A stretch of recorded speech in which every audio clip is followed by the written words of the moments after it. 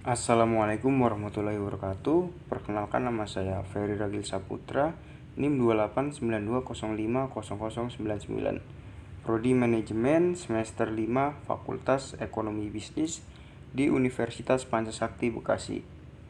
Dalam video ini saya akan memaparkan materi tentang analisis common size dengan mata kuliah analisis laporan keuangan dan dosen pengampu Bapak Dimas Wicaksono, SE, MAK.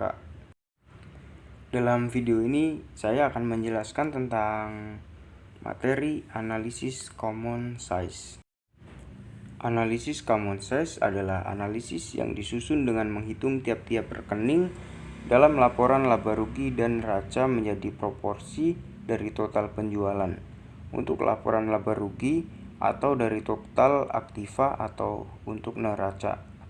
Laporan keuangan dalam presentasi per komponen common size statement menyatakan masing-masing posnya dalam satuan persen atas dasar total kelompoknya. Cara penyusunan laporan keuangan ini disebut dengan teknik analisis common size dan termasuk metode analisis vertikal. Suatu neraca yang disusun dalam persentase per komponen atau common size statement dapat memberikan informasi sebagai berikut. Yang pertama, komposisi investasi aktiva. Suatu perusahaan dapat memberikan gambaran tentang posisi relatif aktiva lancar terhadap aktiva tidak lancar. Yang kedua, struktur modal atau komposisi pasiva yang dapat memberikan gambaran mengenai posisi relatif utang perusahaan terhadap modal sendiri. Apabila neraca dan persentase per komponen disusun secara komparatif, misalnya 2 tahun berturut-turut, dapat memberikan informasi mengenai perubahan komposisi, baik komposisi investasi maupun struktur modal. Selanjutnya yaitu teknik common size. Teknik common size mencoba melihat setiap pos terhadap totalnya sehingga diperoleh persentasenya yang menunjukkan proporsi masing-masing pos terhadap totalnya.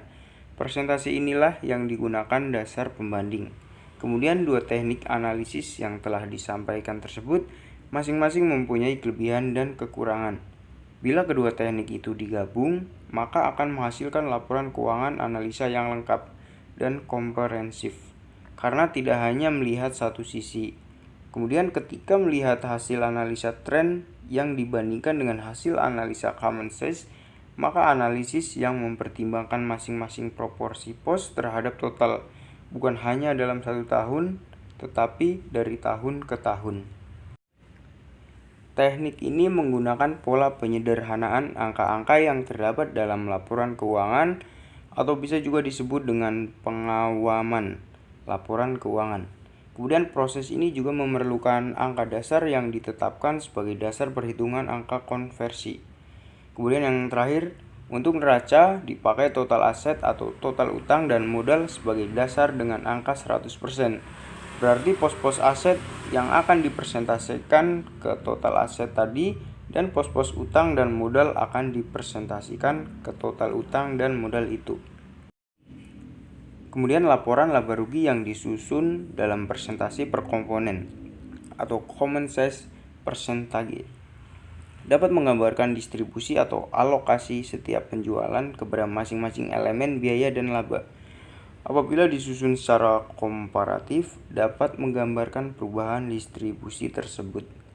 Kemudian angka penjualan dianggap 100%, sehingga komponen pos laba rugi di bawahnya dikaitkan dengan angka penjualan dan dikonversikan ke angka persentase, sehingga semua pos laba rugi dapat dikaitkan atau dihubungkan dengan penjualan.